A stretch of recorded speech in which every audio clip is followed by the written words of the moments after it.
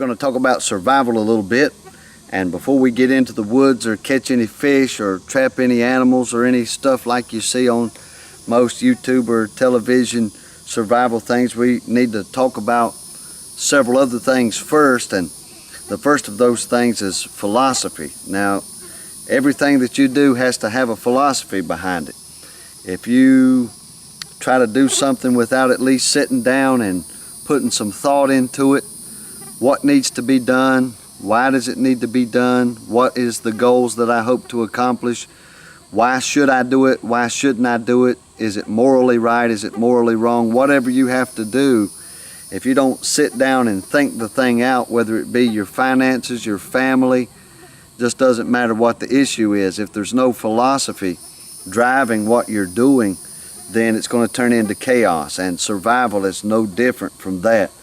If you don't have a philosophy behind your survival, your home defense, any of those things, you're not going to have very much success. You're not going to be prepared once you begin to survive in the wilderness or from a plane crash or in a civil situation like unrest. You're just not going to have a very easy time of things. Philosophy helps you prepare mentally. Practical application helps you to prepare physically. And so not only do you have to have some ideas in your head, you have to go out and practice those ideas, whether it's in the city, whether it's in the wilderness, it doesn't make any difference. You can get on YouTube or television and watch a survival program and get all the ideas that you want.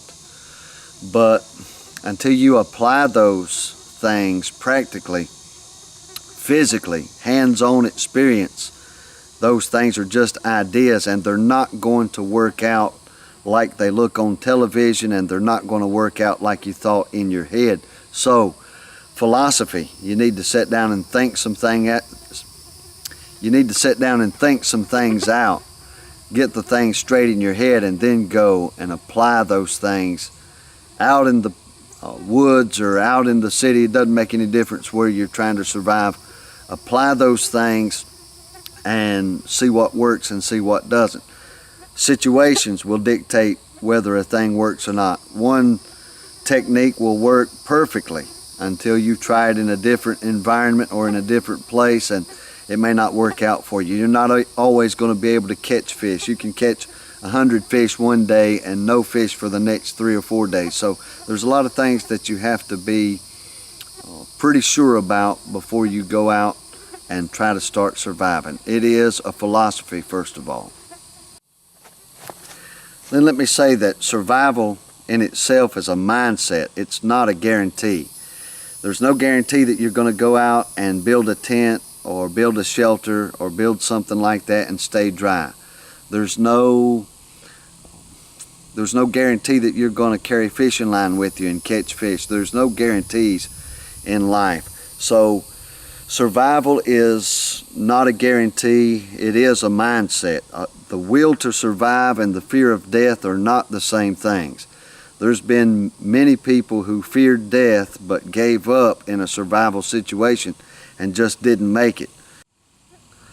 Now that philosophy or that mindset, that brings me to talk about something that's usually misconstrued as arrogancy, especially 18, 19-year-old Marines. You look at those guys and you think, well, they're so arrogant and they're so cocky. Well, perhaps that's true for a guy 18, 19, 20 years old. But usually they grow into a mature Marine, and those guys understand that the skill set that they've been taught is to push their standard very high for as far as survival is concerned. You never want to go into the situation thinking, well, I might not win.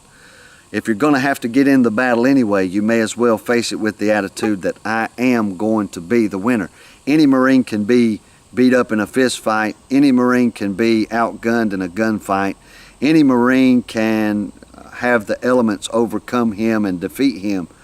Well, the mindset, though, is supposed to be, I can win. I'm not going to go into this with the attitude that I'm going to fail. If you're going to get into the situation, if you're going to get into the fist fight or the gun fight or the survival situation, you may as well go in without the fear of losing. If you lose, you lose. But I'm going to do my very best to win. I'm going to be giving it everything I've got to come out of this thing on top. And that is an attitude that's hard to beat. It's hard to beat by bullets. It's hard to beat by snow. It's hard to beat by lack of food. I can do this. That is a survival mindset. It's not arrogancy. It's optimism. And if you don't have it, that's one thing you need to train in before you get into a survival situation of the extreme kind. So I said a few minutes ago that the fear of death and the will to survive are not the same things. So basically what I would suggest is that you have a healthy fear of dying, and besides the healthy fear of dying, you need a lot of things, but you need 3 things. And I always hate when somebody like an instructor tells me the 3 things or the 5 things that we're all going to need to survive, but there are definitely lots of things that you could add into this list I'm about to give you, but 3 essential things. So the 3 things you're going to need to survive, besides the fear of death, is the will to overcome, the ability to adapt, and then you're going to need a vehicle to get you to that point, the finish line that says you have survived a situation. You need a vehicle to carry you there, and that's a skill set. And that skill set, like I said, it can't be just knowledge. You can't just watch a video or a movie about some guy building a shelter and then just go out in the woods and build it in an extreme situation. You need to go when there's no reason to go. You need to go out there when you don't need a shelter and build a shelter. You need to do things. We call it practical application. You need to do that before you ever need to do it, so that when you need to do it, it's second nature. It's like firing a weapon. Muscle memory. Muscle memory has a lot to do with good marksmanship. Maybe not combat shooting. Muscle memory will play a large part in that, but in marksmanship, going to the range and hitting the bullseye every time, it's muscle memory. So what you need to do is you'll need to go out and you'll need to know what to do first, what to do second, and you don't have 15 hours worth of energy to spend trying different things once you get in the woods. Get to the woods, get to the place you're going to survive, set up a shelter, so that when you get there, you know absolutely you have the skill set to do it quickly, and waste as little energy as possible. And then let me say this, the desire to overcome increases with numbers. And if you want to test that theory, then you go on a mile run by yourself, and then go on a mile run with 2 other guys. Or, and this may seem like a silly illustration, but go down to the local track, the high school track where there's nobody there, and try to run 8 laps. Okay, then come back when there's 4 or 5 guys standing around doing sit-ups and jumping jacks and all these things, just a couple of guys, and then run your 8 laps there and see what the difference is. And then come back another day when there's nothing but ladies out there, and run those same 8 laps in front of those ladies, and keep your time and check your motivation level, and you'll see that there is going to be a difference between just you and then when the men are there and then when the women are there. The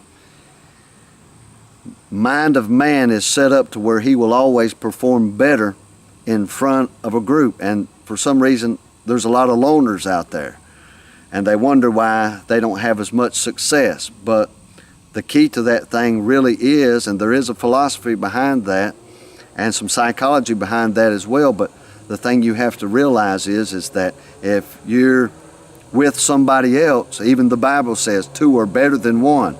If one falls, there'll be somebody there to help him up. So what you want to do is if you find yourself in a situation like you're going on a camping trip, take somebody with you.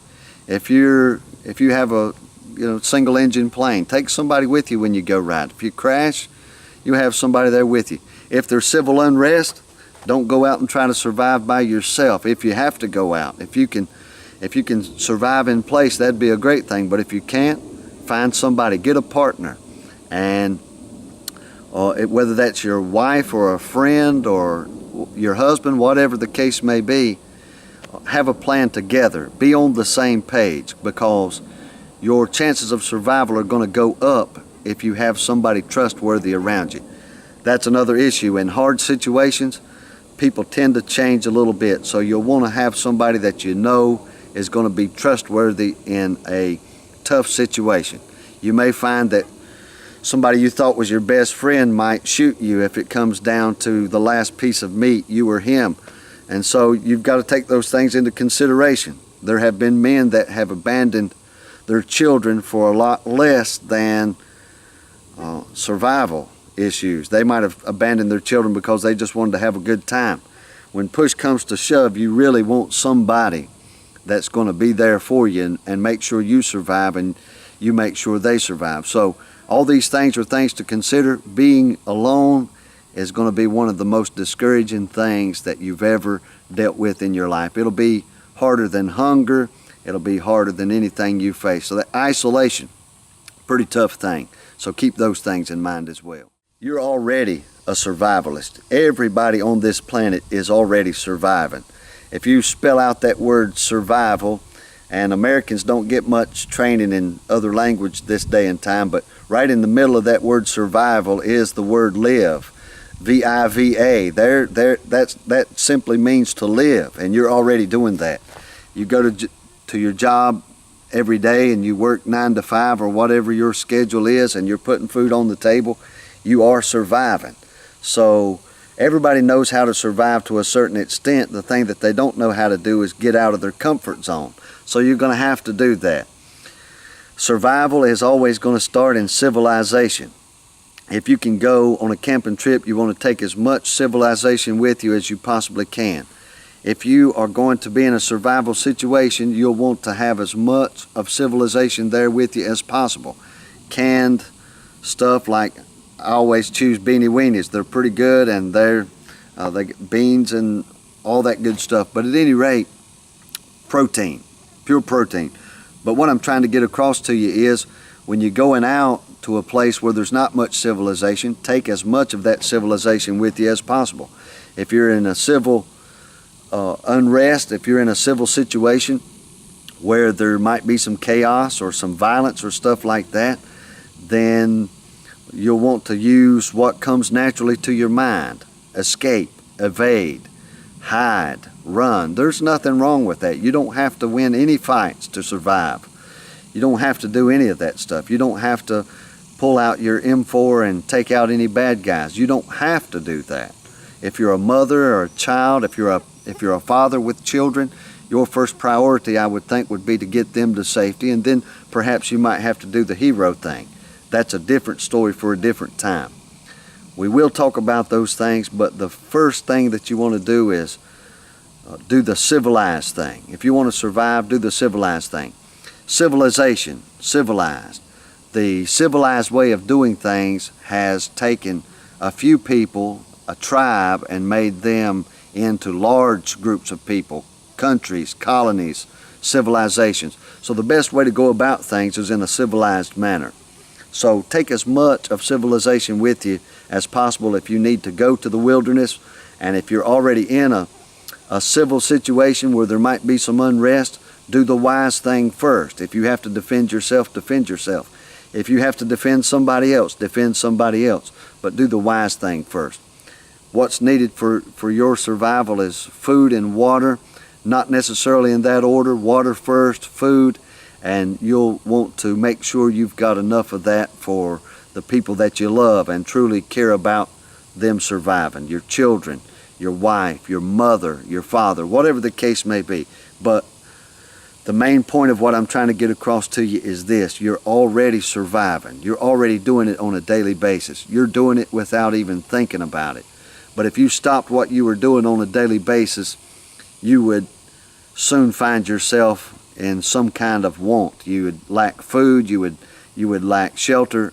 All of those things are being taken care of by what you're doing on a daily basis. So keep that in mind. The guy that's living out on the street is surviving. The guy that's living in a penthouse in the middle of the city, he's surviving. The guy that lives in a shack, he's surviving. All these people are surviving one way or another.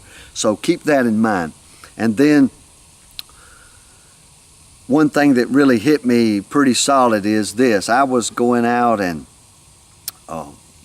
taking my pack and walking 5 miles or walking 10 miles or doing all this stuff to survive. And then one day I saw a homeless man walking up the street. His pack was bigger than mine, and his journey from wherever he was to wherever he was going was probably longer than mine. You're not a superhero because you can carry a pack 5 miles. The hero type things are inside your head, inside your heart. And the will to survive, if you ever do survive anything, it's going to come more from what's in your heart than what's in your pack or how far your legs can run.